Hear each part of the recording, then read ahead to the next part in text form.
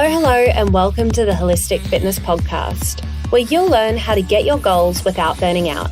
I'm your host, Lori, and this show isn't just about movement and nutrition. You probably already know that exercise and nutrition is important for your mental and physical health and well-being. It's also about stress management, mindset, shedding those limiting beliefs, and working through some of that childhood trauma while you're at it. Today, I'm joined by Karey Spansy. Karey knows what it's like to feel unworthy and knocked down by life. She's been a single teen mother, lost 2 loved ones to suicide, experienced 2 divorces, and battled stage 4 colon cancer. She's also hustled her ass off, doing everything for everyone, hoping to feel worthy of her dreams. These experiences taught her that there is no right way to do life. There's only your way. Now she's a resilience coach helping people-pleasing perfectionists design a life they love without giving a shit about what anyone else thinks. She's unapologetically real and holds nothing back in this episode. We talk about building resilience, strengthening your mind, how to stop shoulding on yourself, and how to enjoy life on the way to your dreams. If you felt like the odds are stacked against you and you have no idea how to get out and get your dream job, body, business, and life, you need to tune into this conversation. Hey goal-getters, just chiming in really quickly to say that if you like this podcast or have found any sort of value while listening, I would love it if you could help me out and give this a quick rating or review wherever you listen to the Holistic Fitness Podcast. 5-star reviews help this podcast get in front of other listeners who could find the actionable tips and insights useful. If you want to help get the message of balanced fitness out to the world and help others get their goals without burning out, please take 5 seconds to give this podcast a 5-star review. Keep shining. How are you going this evening, Karey? Yeah, it's going really well. We had a beautiful snowstorm in Utah yesterday, but woke up to gorgeous blue sunny skies. So, I mean, kind of the best of both worlds. Can't ask for a whole lot more than that. Absolutely. If you're a snowboarder, it's a good day in Utah because you got to get all of that fresh power with those sunny skies to be able to ride the mountain all day long.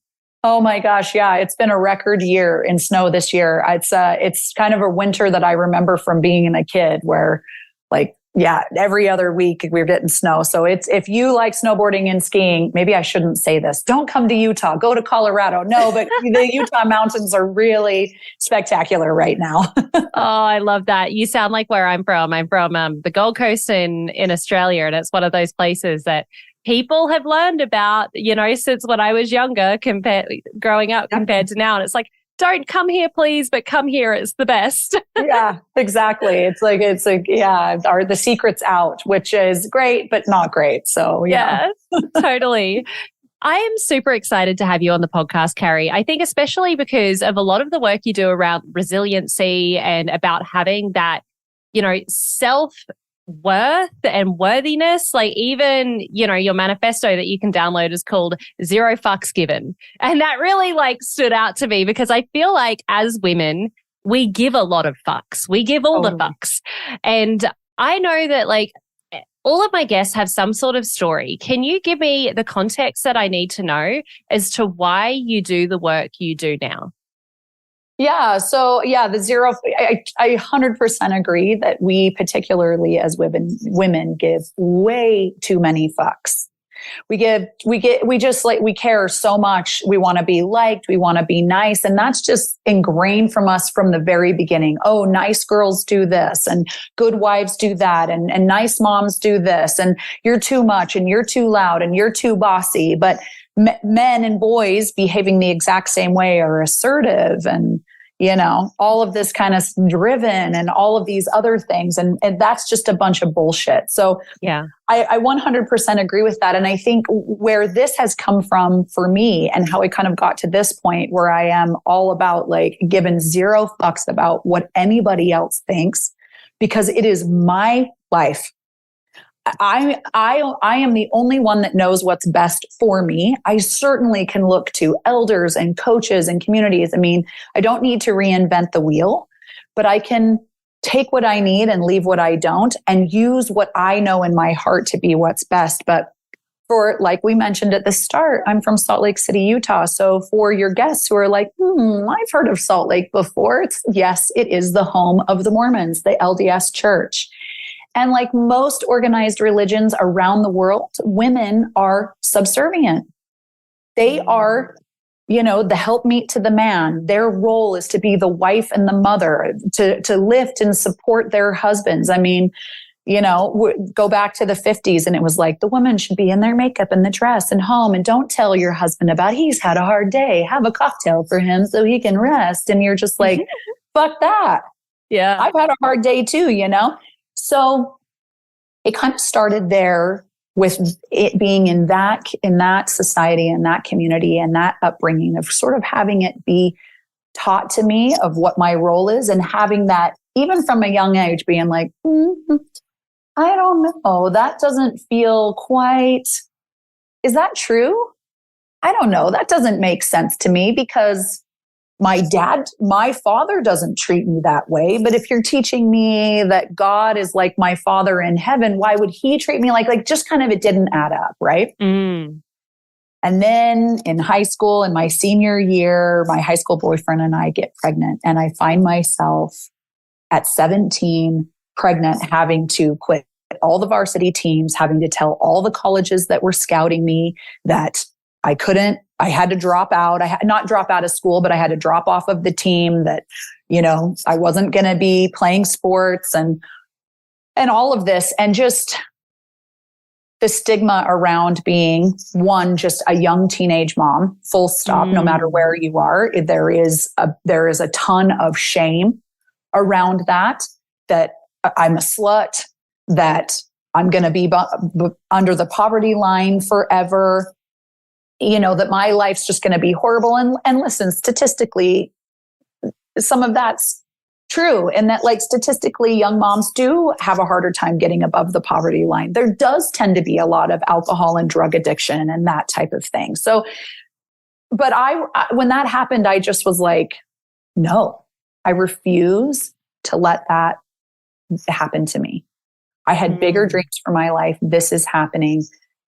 This happened, but I am going to figure out a way to bring my dreams to life. I will not be a statistic. And I think part of that's just a little bit of me being stubborn. Just being like, don't tell me what to do. I'm going to do it my way. But I think that was the start of this journey of just, really being like, I don't know if that's true. I'm going to test it. I think there's something that's happening right now. And I'm old. I'm a grandma of 2. So maybe I have this screwed up, but the kids are saying like, fuck around and find out. And I don't know if there's like a negative connotation, but when I hear it, I take that to be like, yeah, I don't know, fuck around with it and see what happens. Like, try it.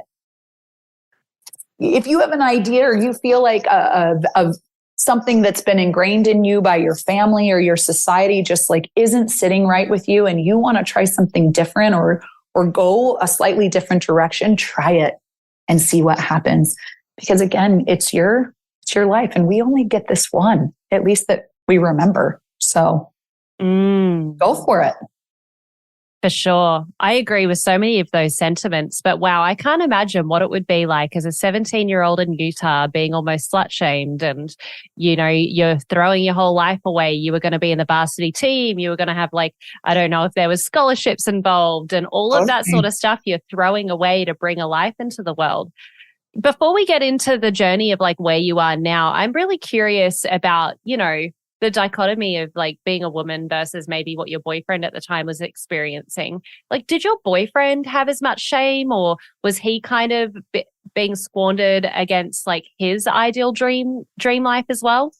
Oh my gosh, Lori, that's such a big question. Nobody's asked me that before. That's interesting, because what's fascinating is that my family, my parents were so supportive and so embracing, and you can figure this out. We will help you. It's okay. You can do this. And actually, truth be told, I the minute I missed my period, I was like, oh fuck, I'm pregnant. God damn it. No. Shit, And I said to my boyfriend, I'm pregnant. How do you know? Well, I've missed my period. So I know. I'm 2 weeks late and I know it's a boy. And he was like, you can't know that. I said, I'm just telling you it is. And it turned out to be. But we skipped school and we went to Planned Parenthood to get a pregnancy test. Wow. And when they said, yes, you are pregnant, I went out to the parking lot and I lost my mind. I was screaming and yelling, and this can't be happening. And I can't believe this. And what am I going to do? And my life is over. And just like freaked the fuck out.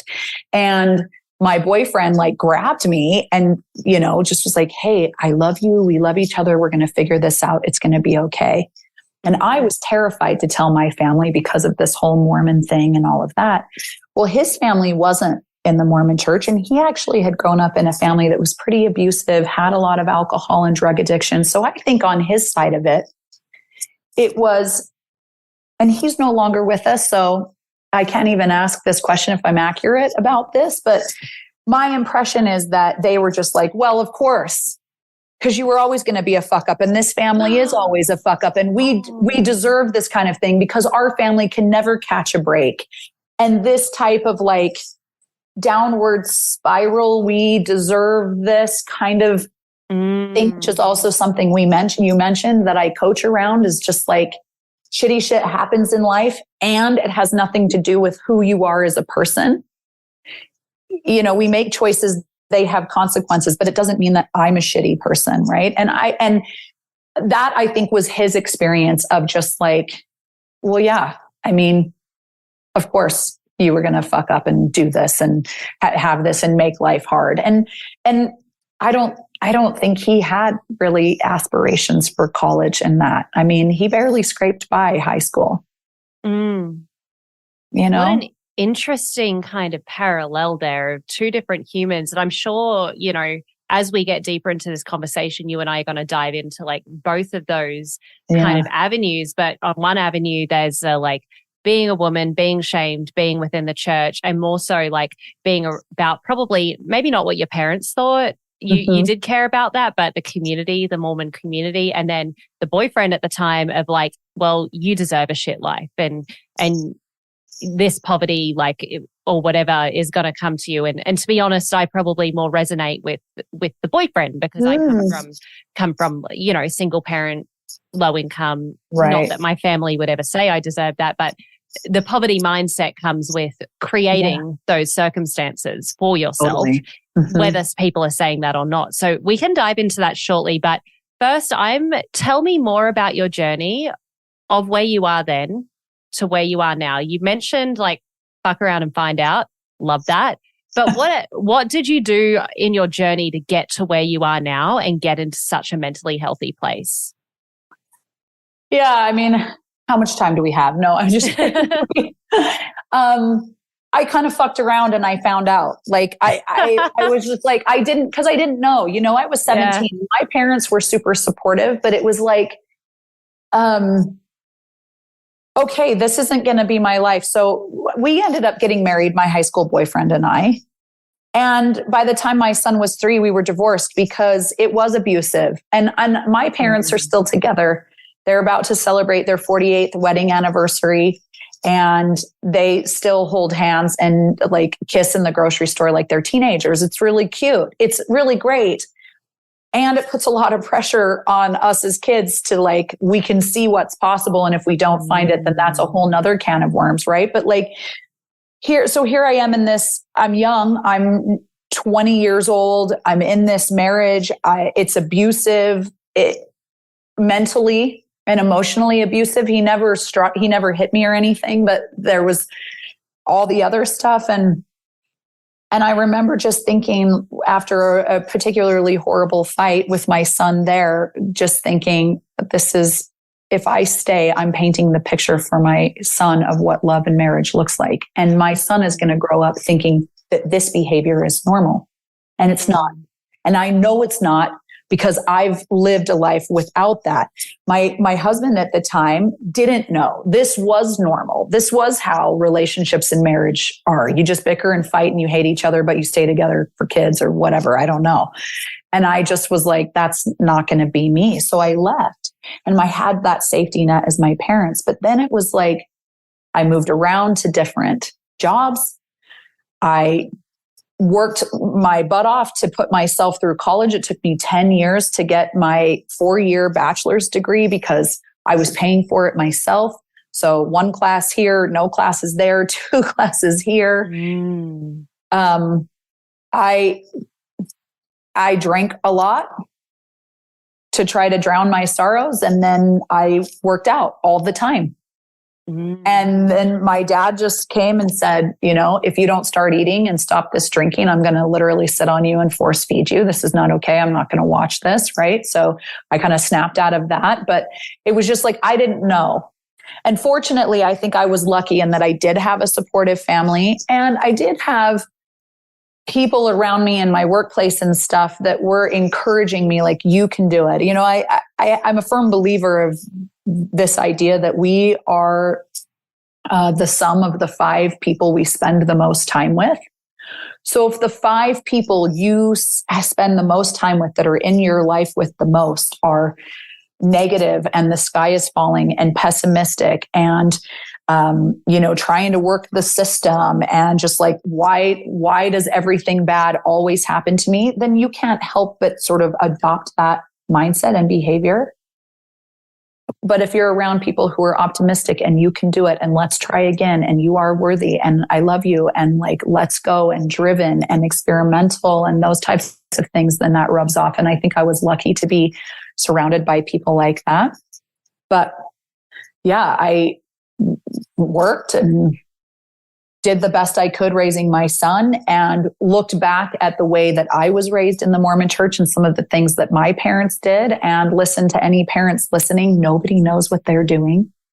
Like, there's no golden way to do parenting, and every child comes kind of pre-wired. So you have to just figure it out.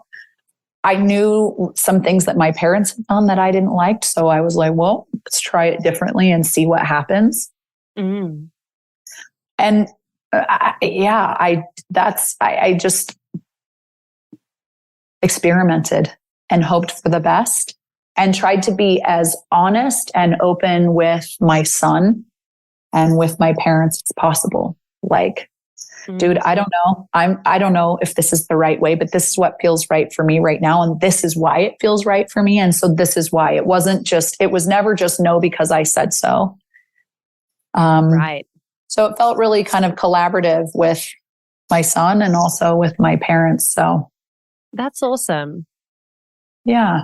I love that you had like a great journey of this collaboration, this experimentation, and also a lot of grit as well. It's no joke to put yourself through university or college by yourself and to have it take 10 years and commit to it for 10 years while also battling your demons, coming from an abusive relationship, an emotionally abusive relationship, working through whatever seeds were planted there, working through the generational seeds, and then moving through life with a child and starting to drink to escape. Like, that's not an easy journey that you've been on. Yeah, no, it wasn't. And, some of the things I think that I did to help me, exercise and moving my body has always been a part of it. Like I kind of mentioned, not always in the most healthy way. I'm kind of one of those people when I get like stressed or overwhelmed or worried about something, it happens less and less now. Just because of all the work I've done since. But in my younger years, I'm not an eater. I don't stress eat or like kind of panic eat. I stop eating. I forget. I just like lose my appetite totally. But I also get really stir crazy. So then I'm like, I have to move. I have to get out of here. I'm not one that will like sit on the sofa with a bowl of ice cream and just like watch Netflix. I go mental with that. I will forget to eat and go on a 7-hour hike. And then be at the top and be like, oh my God, I might pass out. Oh, well, maybe, you need some food. Like, that's how I used to be. And I think in some ways it was a little bit helpful, and certainly moving my body and exercising, and particularly doing that out in nature is one of my go-to things that I do now, because it helps. I think nature, one, reminds me that there's so much more life and other things happening than just what's going on with me. I think when we get ourselves in a pickle, which we do often as humans, we get this tunnel vision of like, that's all that's happening. And it's not the case. When I was going through stage 4 colon cancer in 2017, after every chemo treatment, I would go to the desert and I would just sit in the sand and look at the ancient rocks and feel the sand in my hands and all of that. And the vastness and the ancientness, the age of the desert.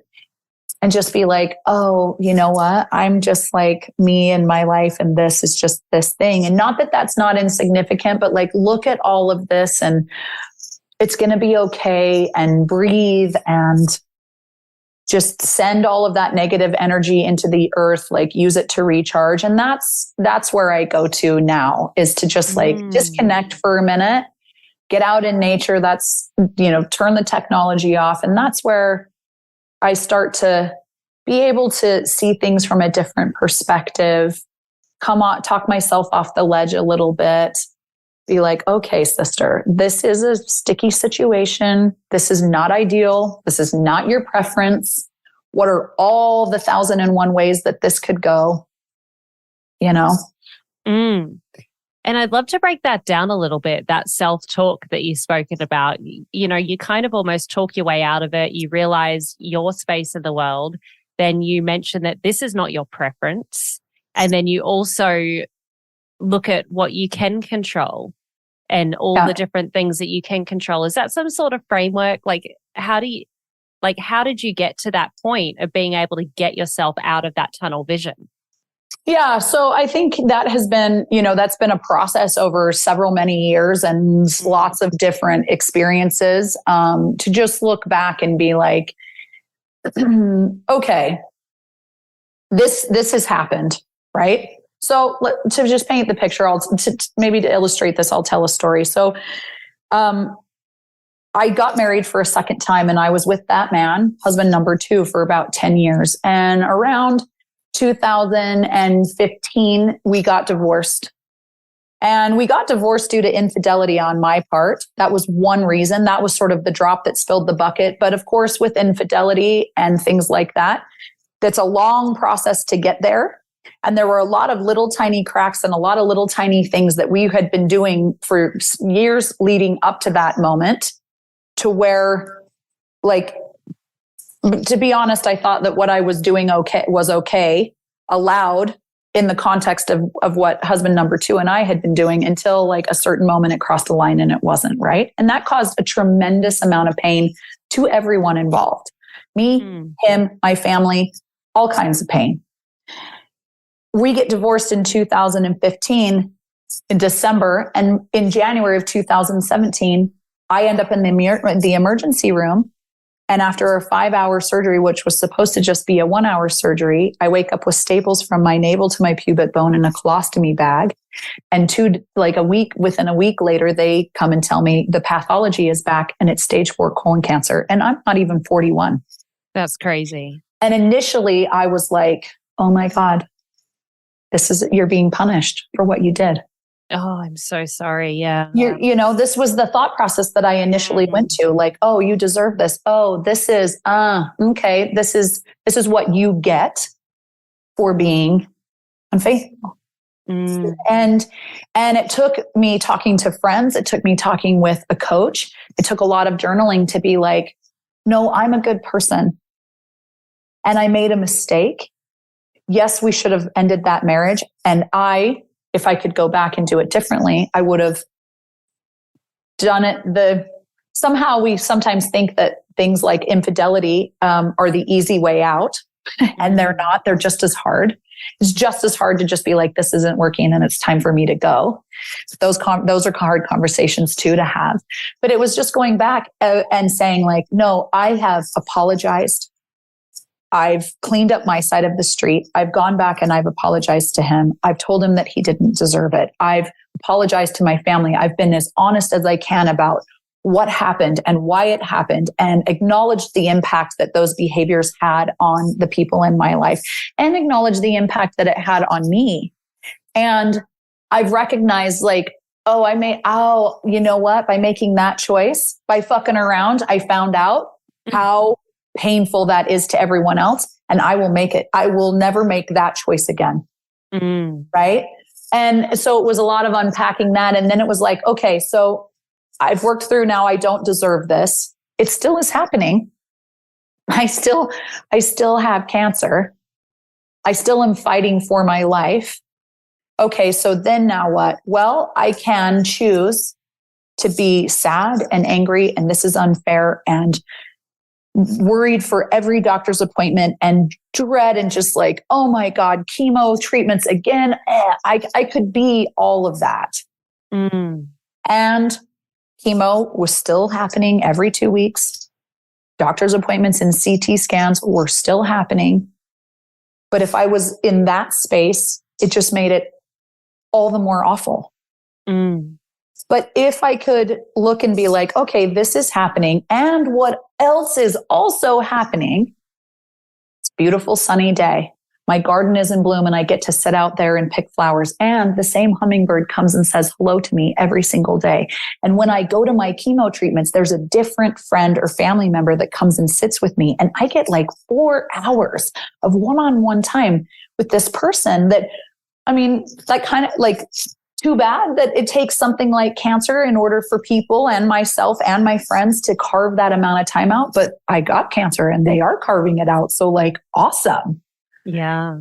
And it just made the whole, like, I wouldn't go so far as to say I looked forward to chemo treatments, but I was like, instead of focusing on the chemo was going to be happening, I was focusing on like, oh yeah, Lori and she's coming. I know she's going to bring these snacks and we're going to watch Sex in the City and she's going to bring the Mad Libs and we're just going to laugh our faces off and the time's going to fly by.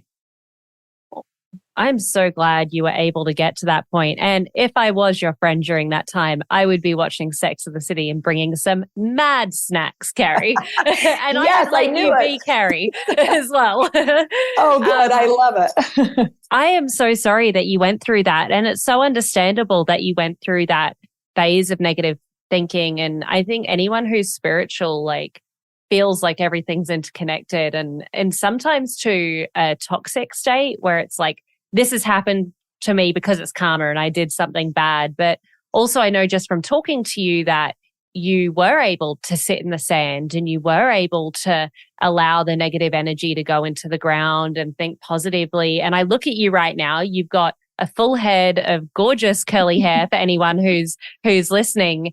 So how did you get from where you were at 2017 to now? Like, do you still have cancer? Where are you at in your life? Like, how are you helping people? Tell me about where you are now. Yeah. So I am officially in remission. So yeah, yay. I'm so excited. Yeah. Thank you. So I had my final checkups in November or December of 2022. And the doctor said, okay, you're all clear. We'll see you in 5 years. And I was like, oh my God, that's amazing. So yeah, that just feels really good. And throughout the whole cancer journey, there were several moments. Like there was one moment when I had to have a surgery where the doctor said, we don't know if you will survive. So we recommend you getting your affairs in order. So me and my son, who was 23 at the time, like planned my funeral and did the will and did like all the things. And, my meditation practice and my yoga practice and the fact that I like to move my body really sustained me throughout that time. Like I made a point to move my body every day. Some days that was walking to the end of my block and back because that's all I had in me. The chemo made me incredibly sensitive to the cold. And of course I got diagnosed in January and I'm in Utah where there's snow. So like it would paralyze me. So sometimes it was just that short thing. Other times I could like do a Pilates class because I could lay on my back and be on the reformer and just grabbing onto these little bits and pieces of normalcy, whatever that is, but like life before I got sick were really, really huge. And it helped me like feel like I had a little bit of control when so much of a cancer journey is out of your control. Yeah. That was really grounding and helpful. And because of my meditation practice, I actually had this really interesting experience. I had a lot of crazy spiritual things happen during that journey. But one was in a meditation, I got this overwhelming feeling that in like a previous life, a previous existence, like in the whatever happens before or after we come here, I don't know what that is, but whatever that is, I asked the mystery to learn certain lessons. And they like forgiveness and compassion and generosity and kindness and resilience and grit. And those are all things that everything I've been through in my life have taught me. And I feel like cancer sort of was like the catalyst, the solidifying thing to kind of bring it all together. But I asked to learn some of those things. And those are all concepts I can't. It's like me trying to tell you a strawberry to the point where you can taste it. You can't, like, you have to just eat one. Yeah. And I think the universe was like, hey, well, this is the strawberry. And I was like, oh, 18 months in like eternity. Okay, I'll do that. But then we come here and we forget. And so there was a part, I just got this overwhelming feeling that like this was a choice that I had made at some point that I don't remember and don't understand now. And so, okay, if this is a choice then, and I wanted to learn these lessons, what are you going to do with it afterwards? And so when I got sort of the green light from my doctors in Utah, that now we are in monitor mode. So now it's twice a year CT scans and blood work, and every other year a colonoscopy. And we're doing that for 5 years, right? I was like, okay, so can I do all of that in the Netherlands? And can I move to the Netherlands to be with my new man? Because like that's, and they said, yeah. So I sold everything I owned and I moved. I made my son, like got the green light for my son. And he was like, go mom, go do your life. Like, go get it. So proud of you. Go. And I did. And I said, okay, that's it. I'm not going back into corporate. I am starting my coaching business, and I am going to use everything that I've learned to help other people turn the shitty shit that happens in their lives into their superpowers. Because I wholeheartedly believe that the things we go to in our life, sometimes due to consequences of our actions and choices, and sometimes not, because life happens. They really do teach you the skills and the lessons that you can learn, that you can use to make your dreams come true. And I 1,000% believe it. And that is what I am doing with all the shitty shit that I've been through. Wow. And you've been through some shitty shit, from getting pregnant at 17, working through everything. Like, I had a single mother. She had me at 21, so a little bit older, but yeah, I thought it was hard for her just being 4 years older. Like, I can't imagine, not, still being in high school and then going through all of that and all of that shame, and then going through, drinking quite a bit and that college, and then getting cancer, and then cheating on your husband, and then feeling all the shame around that, even though it does take two to tango, which a lot of people don't understand. I was actually having this argument. I was really drunk. We were coming back from a Clemson game, and it was 2 a.m. and I was just talking stuff. And I'm like, you know what? I don't think we should cheat, but there's a reason why people get to cheating. And everyone was like, no, Lori, you're speaking shit. And I'm like, no, I do think you should break up and then sleep with someone. But I can see why some people sleep with someone and then break up and then realize, oh shit, I fucked up. Totally. Not that I think it's okay, but I can see that people do it. You've been through so much, like, honestly. So what, and you talk about shitty shit turning into superpower. You help people with that. What do you think out of all of your experiences, your shitty shit and your superpower? I think, all my shitty shit and my superpower is that, like, I can get through anything. Yeah. And it will be okay. Like, I'm like looking to the sky now for people listening and knocking on all of the things. Like, I think I'm done with all of the lessons that I've asked for. Probably not. I mean, I'm still young, but like, yeah, touch wood. I never want cancer again, but like, no matter what life throws at me, I will get through it. I have what it takes to get through it. And I have the attitude, I have the resources, I have the determination and the stamina. I can get through it. I can't always get through it alone. And It's not going to be immediate. I still get sad. I still get frustrated. I still get overwhelmed. I still get like, fuck, why is this happening? And then, but I don't stay there and I don't let that energy rule my life.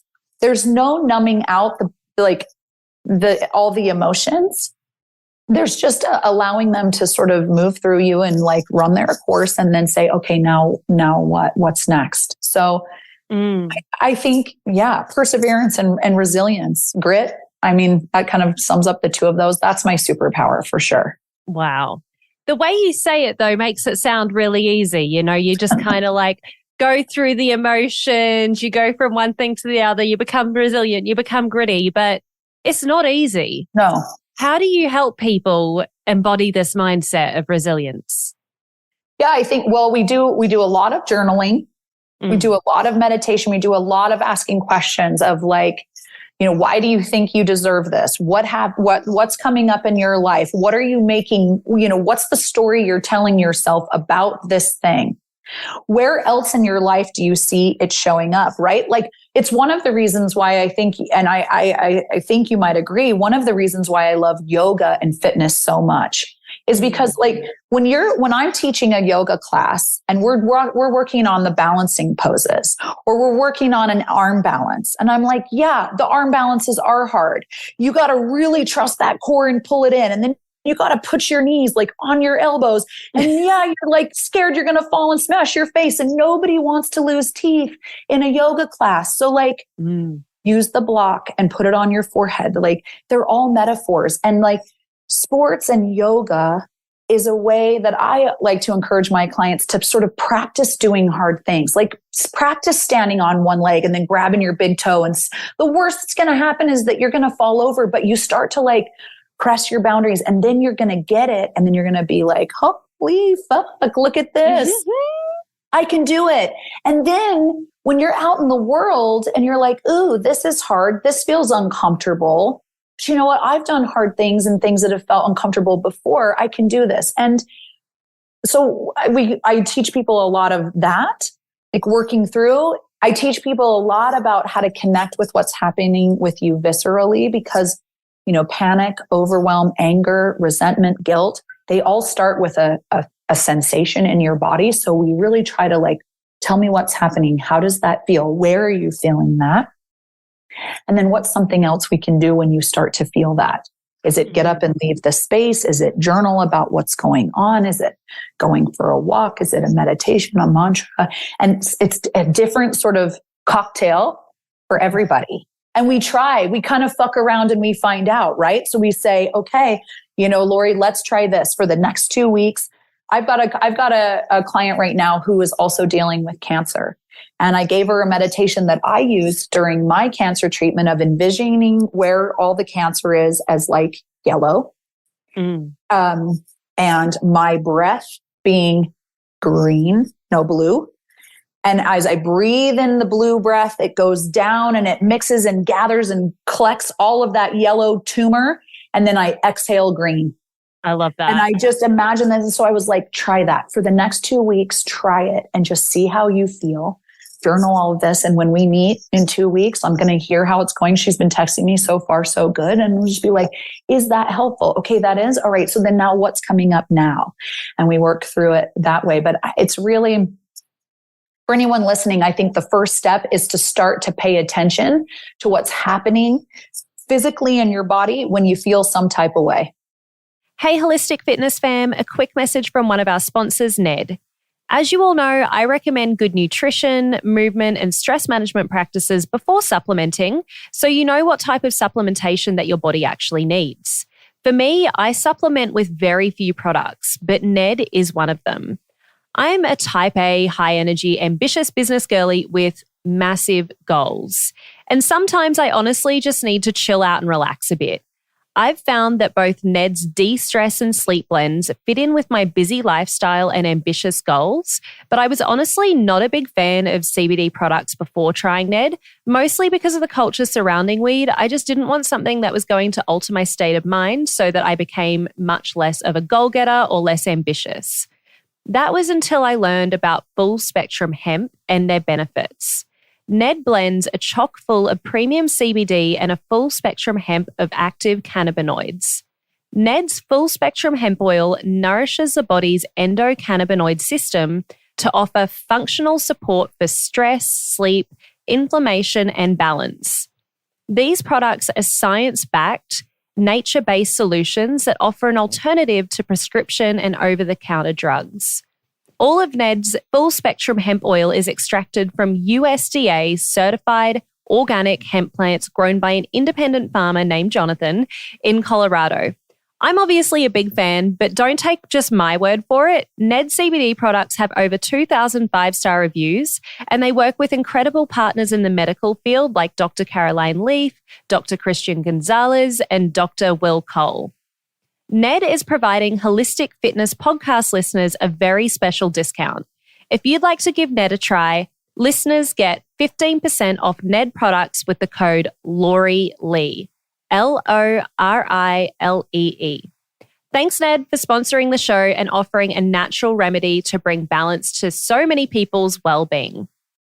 We're so data-driven, and I can't lie, as a leader, I'm very data-driven as well. You want to tell me you want to hire someone new, then tell me what the return on the investment is. But things like what you just explained, the stress management side of things, the more esoteric things like somatics, getting into the body, we don't do because there's just not enough data to quantify why it's important. Whereas there's enough data to say, hey, chemotherapy is going to be good, but not, hey, do this breath work at the same time and maybe explore that sort of stuff. And you mentioned earlier, when you were growing up, the Mormon culture and how you were expected to be as a little girl just wasn't sitting right. So you felt like you had to try different things, and just the way that the women were being subservient just wasn't sitting right. How do people even start to understand what doesn't feel right inside of them? Yeah, I think for example, going back to that, if you're in an organized religion and you're hearing some sort of doctrine, or you're hearing some sort of doctrine, any sort of thing that's being taught, and you have this or your stomach, you get a little butterfly in your stomach, or the thought of it makes you kind of sweaty, or you have a thought that's like, oh, that doesn't sound totally accurate. But then the next thought was, oh, you're questioning, that's the devil trying to steal you away, right? That's what was taught in the Mormon culture of the Mormon culture have what they call the Holy Ghost. I think a lot of Christian religions have the Holy Trinity, the Holy Spirit, right? And you're supposed to the Holy Spirit is the way in which God talks to you through prayer, right? And you're supposed to listen to them. Well, for me, I just call that my intuition. But the thing is that if you question the Holy Ghost, then in organized religion, at least in the Mormon, that's taught to you as the devil or Satan trying to tempt you away. But I think the questioning is your intuition, your inner knowing being hold on. For you, my love, my child, this isn't accurate. So I really think that our bodies do give us these little signs, when we're on a roller coaster and you're about to go over the edge and you get that oh my God, and the butterflies and the sweaty pits, what that feels like. But we numb ourselves to our sensations. We numb out with alcohol, ice cream, Netflix, social media. We can't even sit in a doctor's office without picking up our phones. Most of us can't even go to the toilet without our phones. There's just no break to just sit and be with what is there and then get curious about what's there. So sometimes with my clients, they're I don't even know how to do that. So then we start with body scan meditations and just from the beginning, which is okay. I mean, I had to learn how to do that too. And so I think if anyone listening is curious to get started, then what I might say is just no technology, no nothing. Go outside somewhere if you can, if it's safe to do so. If not, maybe then just sit by a window, right? Or something, but in a room where there's no distractions, close your eyes, just set a timer for 3 minutes. You can start at 3 minutes and just like, what do I feel? What do I feel? What do I feel? And no judging it. No, like, oh, you feel angry. Oh, why do you feel angry? I wonder why. Oh, I know why you feel angry, because your mother called today. That's why you know, like none of that. Just like, okay, come back. What do I feel? And if it helps just to keep repeating that question, what do I feel? What do I feel? And then when the timer goes off, just like write down what you feel. Angry, sad, confused. I don't know. Nothing. I don't know if I felt anything. My big toe was kind of tingly and weird. And my left eyelid was, twitching. Like just write it down and then like move on with your day. Right. And then you can, if you make a kind of a practice of that, I think you start to, then you can start to connect like, oh, interesting. My left eye, this is like the third day in a row that my left eye is twitching. But then I delivered that project and my eye stopped twitching. Oh, interesting. Maybe this is how I experience overwhelm. I mean, I don't know, right? I'm kind of making like this up just for the example of it, but it is there. We just have to learn how to pay attention to it. Absolutely. And I think what you said is bang on with, we're so used to numbing, and the solution really is to get rid of the distractions, no matter how uncomfortable it is, and almost do the opposite of what, organized religion teaches us, and ask questions in that stillness, ask questions about your body, get curious, and then write it down afterwards and see if you can collect your own data while studying your own body. But something you did mention was numbing. Why do you think we numb as a society? Yeah, because I think it starts as a young age. So I have 2 grandsons, right? And kids experience all the emotions that we do as adults.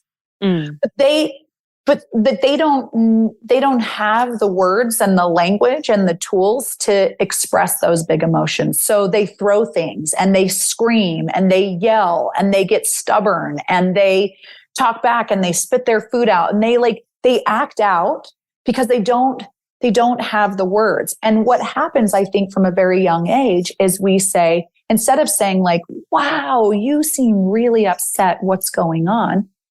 We say, stop screaming right now, or you are going to get in so much. You're going to go to bed without dinner. Wow.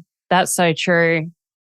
And then, like from little kids, we learn that like, oh, I feel this way. I can't scream and yell and act out about it because I'm going to so then these emotions are not okay to experience.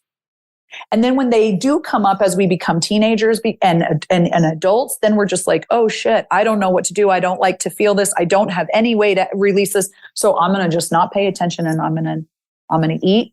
I'm going to scroll through social media. I'm going to watch porn. I'm going to drink. I'm going to exercise. I'm going to like anything else but.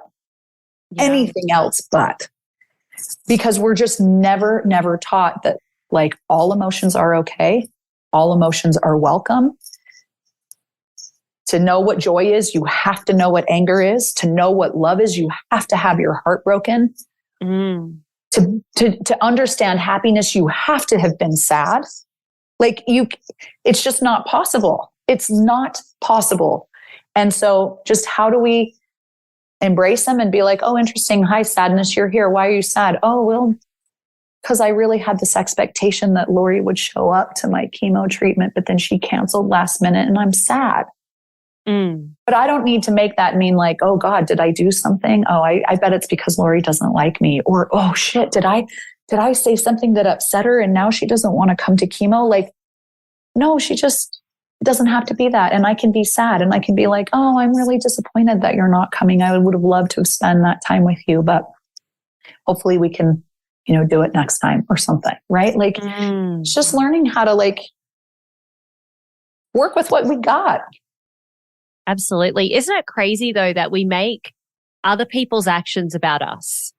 Totally. Like, because that other person, I could have been having a bad day. I might have been pulled into the office and, been told that I'd been made redundant, or I could have had the gnarliest fight with a boyfriend or something like that, yet the other person on the other line is making it all about themselves. Mm-hmm. And just run through every scenario that they've done, right? Yeah. Yeah. Yeah. And sometimes, you know, kind of going back to the whole like infidelity conversation, sometimes it's just like you feel guilty. You did just get pulled in and made redundant, and now you're shattered, but your friend has chemo. So like, big deal. I'm not fighting for my life. I just lost my job. That's a, you know, big deal. So I feel like an asshole calling her and saying like, hey, I just lost my job and I feel like shit. So I can't come to your chemo. So I'm just going to say, oh, I'm so sorry. Something came up. I'm not going to be able to make it. Because now we're like comparing what's happened in your life to what's happened in mine. And there's not comparison. What's big for you is big for you. Yeah, for sure. You know, and so, yeah, it's really an interesting dynamic. And this like zero fucks given is, it sounds really gnarly, like, fuck you, I don't care. Blah, you know, that's not what it's about. It's about like being honest, like giving zero fucks about what anyone else thinks and being honest with yourself and being like, hey, listen, Lori, I know you got to go to chemo today. I just got pulled in and I've been made redundant and I just am not going to be my best self coming there. And I'm really sorry to bail on you. You know, can I touch base with you in a couple of days and see how I'm feeling and see how you're feeling and all of this, right? Like, and if we are the friends that we think we are, I'm going to be like, oh, I'm so sorry. That's yes, totally. I completely understand. Let's touch base in a couple of days. Go take care of yourself. And if I say, I can't believe that, that's so selfish of you. I'm dealing with cancer. That's information, data going back for you to be like, oh, interesting. For both of us, like, is this a friendship that is fulfilling for both of us? And we can ask those questions and then make decisions, right? But like, we just care so much and give so many of our fucks away about what other people think and what they're going to make it mean. And we can deliver our truth with kindness and compassion to others. And sometimes that reveals to us that our relationship is not in alignment with each other anymore. And that is okay too. And it doesn't mean that you're a bad person or I'm a bad person. It just means that it's not working, and that's okay. And that is okay. For sure. It sounds like though, in that specific scenario that you provided, giving zero fucks is healthy communication. So do you feel as though we have unhealthy communication because we care so much about what other people think and we kind of fuck it up for ourselves along the way? 100%, because we've been taught, again, particularly women, that being truthful is not being nice. And the kind thing to do, being kind is not always being like courteous. Yeah. Right? You know, like, and I can deliver truth with kindness. I don't have to, you know, be like, I don't have to be rude. I don't have to be short. I don't have to be derogatory. I don't have to use curse words. I can just say, yeah, that is not going to work for me. That's not going to be my preference. I really I'm not going to be able to show up. Or no, I don't want to do that. No.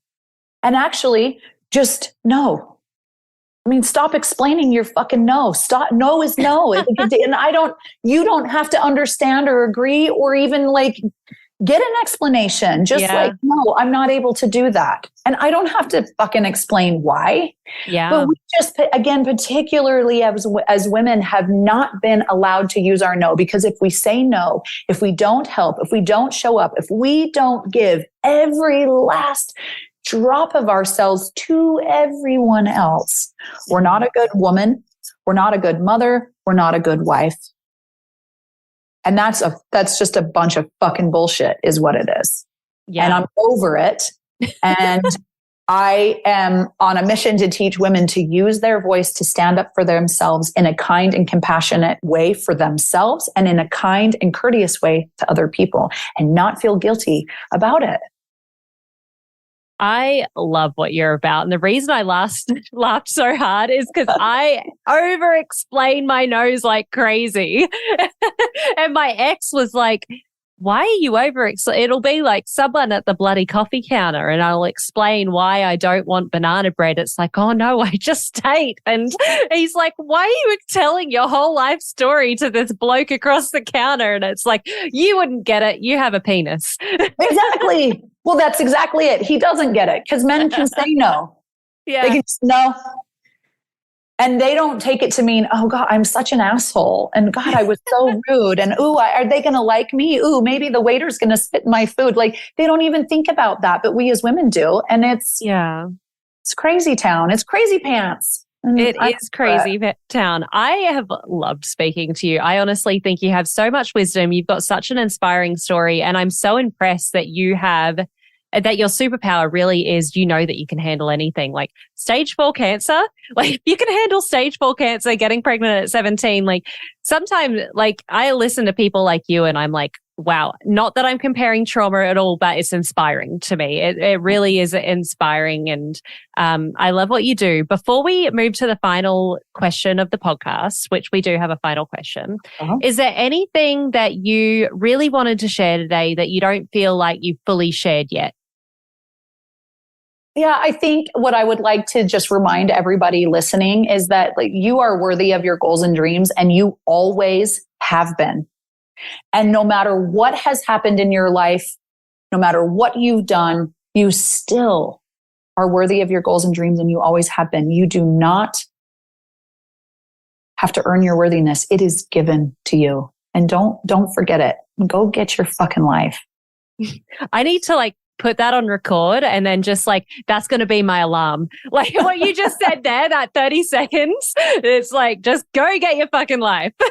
Do it. That's going to be, okay. So maybe that's my new, to get onto my mailing list and receive all of this wisdom. You get a free alarm, which is me just get up and get your fucking life. Yes, exactly. Get my free alarm audio. That's right. I love that. We do have a final question. And I mean, what you just said could have been the answer, but you might have something else as the answer. If you were sitting across the room from your 20-year-old self, what one sentence of advice would you give her? You are going to be okay, and you're going to kick ass and take names. You're going to be okay. You are going to be okay. Oh, I love that. I felt that to my bones. 20-year-old me did not believe that at all. She thought her world was ending for so many reasons. And I would tell her, sister, you're going to be okay. I so love that that's your final question, because I am a huge RuPaul's Drag Race fan. And at the end of every season, the final 3 or 4 queens are standing up there, and RuPaul holds up a picture of them their young selves and asks them to say, what would you say to young Brian, or whatever their names are.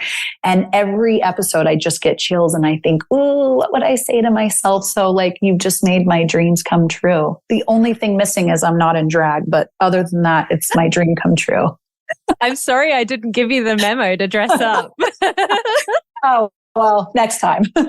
Yeah, I've never watched RuPaul, but I love, I'm really into astrology. This is so off topic, but I think they have a similar birth chart to me. I think they're moon and they're, so I saw their birth chart and I'm like, oh, they've got quite a lot of similar things to me. So maybe we're both on the same wavelength in terms of questions and getting deep.